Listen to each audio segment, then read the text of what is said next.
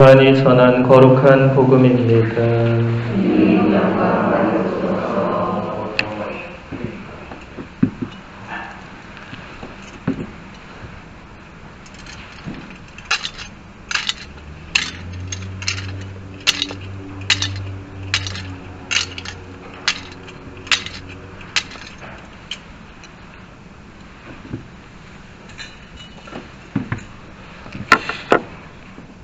한처음에 말씀이 계셨다.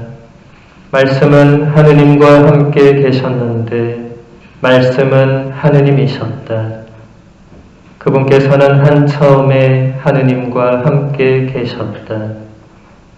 모든 것이 그분을 통하여 생겨났고 그분 없이 생겨난 것은 하나도 없다. 그분 안에 생명이 있었으니 그 생명은 사람들의 빛이었다. 그 빛이 어둠 속에서 비치고 있지만 어둠은 그를 깨닫지 못하였다. 모든 사람을 비추는 참 빛이 세상에 왔다. 그분께서 세상에 계셨고 세상이 그분을 통하여 생겨났지만 세상은 그분을 알아보지 못하였다. 그분께서 당신 땅에 오셨지만 그분의 백성은 그분을 맞아들이지 않았다. 그분께서는 당신을 받아들이는 이들, 당신의 이름을 믿는 모든 이에게 하느님의 자녀가 되는 권한을 주셨다. 이들은 혈통이나 유교이나 남자의 욕망에서 난 것이 아니라 하나님에게서 난 사람들이다. 말씀이 사람이 되시어 우리 가운데 사셨다. 우리는 그분의 영광을 보았다. 은총과 진리가 충만하신 아버지의 외아드님으로서 지니신 영광을 보았다. 주님의 말씀입니다. 그리스도님 찬양합니다.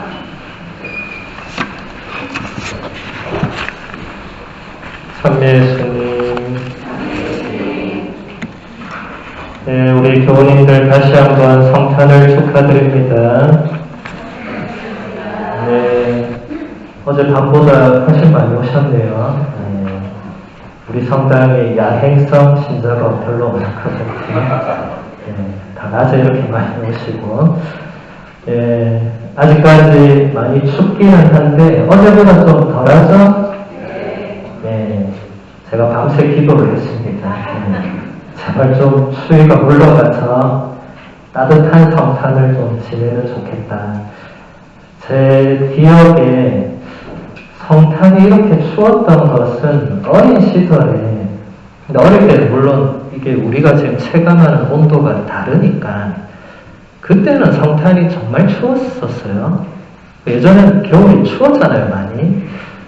근데 그 좀 제가 크고 나서는 성탄이 이렇게 추웠던 적이 있었나 진짜 그런 생각이 들었어요. 어제 밤미사 때 너무 추웠고 지금 낮미사도 해가 떴긴 하지만 너무 추우니까 정말 이거는 좀 자연의 이제는 이게 이상 기온을 넘어서는 어떤 지점에 온 게 아닐까 좀 겁이 나더라고요. 환경이 뭔가 좀 문제가 있긴 있는 것 같아요. 저는 뭐 지구과학 전문가는 아니니까 잘은 모르지만 이게 뭔가 정상적인 흐름은 아닌 것 같다.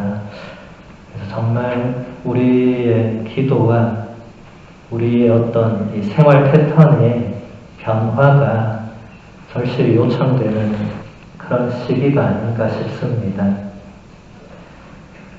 알렉산드리아의 시릴로 성인은 오늘 복음 말씀을 이렇게 해설합니다. 말씀이 우리 가운데 사셨다는 말은 우리에게 대단히 심오한 신비를 계시해 주므로 유익한 것입니다. 우리 모두가 그리스도 안에 있었기 때문입니다. 인간의 비천한 요소가 그분 안에 담겨 있습니다.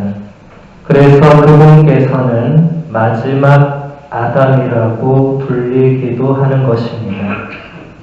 첫 번째 아담이 부패와 어둠을 가져오는 모든 것으로 우리의 본성을 가난하게 만들었다면 마지막 아담께서는 기쁨과 영광을 안겨주는 모든 것으로 비천한 우리 본성을 부유하게 하셨습니다. 시릴로 성인은 영원으로부터 하느님과 함께 계셨던 말씀께서 우리 인간의 육신을 취하시어 탄생하신 이 놀라운 사건을 마지막 아담에 비유하고 있습니다. 구약의 첫 번째 아담이 하느님의 명령에 순종하지 않아서 우리 인간의 본성을 가난하게 만든 반면에 신약의 마지막 아담이신 예수님께서는 비천한 인간의 본성을 부유하게 만드셨다는 것입니다. 우리가 예수님의 탄생을 기뻐하는 이유도 바로 여기에 있습니다. 만일에 예수님의 탄생이 없었다면 우리는 계속해서 첫 번째 아담이 우리에게 물려준 비천한 인간 본성을 안고 살아갈 수밖에 없었을 것입니다. 그리고 그 끝은 허무와 멸망뿐이었을 것입니다. 우리는 우리 본성의 비천함을 잘 알고 있습니다. 예수님의 탄생은 그러한 우리에게 새로운 기쁨과 희망의 근원이 됩니다. 우리도 그분처럼 살 수 있다. 우리도 그분처럼 될 수 있다는 희망, 우리에게 기쁨을 가져다 주기 때문입니다. 우리 신앙인들은 예수님처럼 사는 것, 그리고 예수님처럼 되는 것이 우리 삶의 목표이자 우리 존재의 이유가 되는 사람들입니다. 그래서 예수 그리스도는 우리의 영원한 롤 모델이십니다. 2000년 교회 역사 안에서 모든 성인, 성녀들이 예수님을 롤 모델로 삼아서 사셨습니다. 그렇기에 성인, 성녀들은 우리에게 예수님 다음으로 두 번째 롤 모델들이라고도 할 수 있겠습니다. 예를 들어 여러분 각자의 세례명의 성인이 있겠죠. 그 성인의 삶이 우리에게 또 하나의 모델이 될 수가 있는 것입니다. 아기 예수님의 탄생은 우리의 존재와 삶에 새로운 의미를 부여합니다. 우리는 예수님을 믿고 따름으로써 그분이 우리에게 약속하신 것들을 받게 될 것이라는 희망을 가지고 살아갑니다. 예수님께서는 당신을 믿고 따르는 사람들에게 안식과 구원과 영원한 생명을 약속하셨습니다. 이것은 어떤 인간이나 이 세상이 우리에게 약속하거나 줄 수 있는 그런 것이 아닙니다. 오직 예수 그리스도만이 우리에게 주실 수 있는 것입니다. 이 세상은 우리에게 안식을 주지 못합니다. 일시적인 휴식이나 평안함은 줄 수 있을지 모르겠으나 참되고 지속적인 안식은 줄 수가 없습니다. 세상 안에서 그런 안식을 찾으려는 사람들은 아마 죽을 때까지 찾아내지 못할 것입니다. 왜냐하면 하나님께서 우리 인간을 세상보다 훨씬 위대한 존재로 창조하셨기 때문에 높은 등급의 피조물이 자신보다 낮은 등급의 피조물에서 안식을 찾을 수는 없기 때문입니다. 여러분이 바다의 고등어에게 안식을 찾거나 공원의 사슴에게 안식을 찾거나 안 된다는 거예요. 하느님께서는 인간을 피조물의 정점으로 창조하셨습니다. 그러므로 인간은 자신보다 더 높고 위대한 존재에게 안식을 찾아야만 합니다. 지상에서 인간보다 더 위대한 존재는 없습니다. 그러므로 우리는 언제나 참되고 지속적인 안식을 피조물이 아니라 하느님에게서 찾아야 합니다. 하느님이 아닌 그 어떤 존재나 사물도 우리에게 그런 안식을 줄 수가 없습니다. 구원과 영원한 생명도 마찬가지입니다. 특별히 우리 신앙인들은 예수님 탄생의 기쁨을 일시적인 것으로 받아들여서는 안 됩니다. 그것은 이 세상 사람들이 하는 것입니다.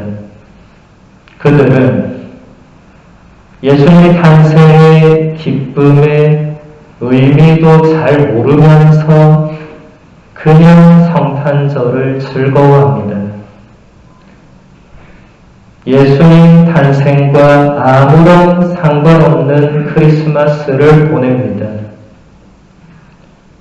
우리는 그래서는 안 됩니다. 우리는 예수님 탄생의 기쁨으로 성탄 시기를 보내야 합니다. 아기 예수님의 탄생이 나와 아무런 상관이 없다고 생각한다면 세상 사람들과 우리는 하나도 다를 바가 없습니다. 앞서 말씀드린 것처럼 영원하신 성부의 아드님께서는 첫 아담이 우리에게 물려준 비천한 인간 본성을 부유하게 만들어 주시려고 몸소 인간이 되셨습니다. 그러면서도 그분은 당신이 원래 지니고 계신 신성의 고귀함과 본질을 전혀 잃어버리지 않으셨습니다. 그러므로 예수님의 탄생은 비천한 인간 본성을 지닌 우리들도 신성의 고귀함에 참여할 수 있는 길을 열어준 것입니다. 성탄 시기 동안 아기 예수님의 탄생이 나에게 어떤 의미가 있는지 각자 깊이 묵상해 보시길 권합니다. 프로덴시오 성인의 성탄 찬미가로 강론을 마무리합니다. 세상이 생겨나기도 전에 아버지의 사랑에서 나신 분, 알파와 오메가로 불리시며 지금 있는 것, 전에 있었던 것, 장차 존재할 모든 것의 원천이자 마지막이신 분, 땅과 하늘, 깊은 바다로 이루어진 3층 우주, 높디 높은 해와 달 아래 이 우주에 사는 모든 것, 그분께서 명령하시자 그것들이 창조되었고 그분께서 말씀하시자 그것들이 생겨났다네. 그분께서 사멸할 육체의 형상과 연약한 수족을 취하시니 죽음에 이르게 하는 법이 지옥 깊숙이 던져넣은 첫 피조물에게서 난 인류의 파멸을 막기 위해서라네. 동정녀께서 성령으로 잉태하시어 우리의 구원을 낳으셨으니 산도 속의 그 탄생은 얼마나 복된 것인가. 세상의 구원자이신 아기가 거룩한 얼굴을 드러냈도다. 천사의 군대여 노래하라. 모든 천사들이여 노래 불러라. 모든 권세들이여 만방에서 노래하며 하느님을 찬양하라. 그 어느 터도 침묵하지 말고 모든 소리 하나로 울릴지어다. 예전에 선견자들이 예언하고 믿음직한 예언자들의 글이 약속했던 분, 오래전에 약속된 그분의 빛나는 모습을 보아라. 온 세상 만물이여 그분을 찬양하여라. 아멘.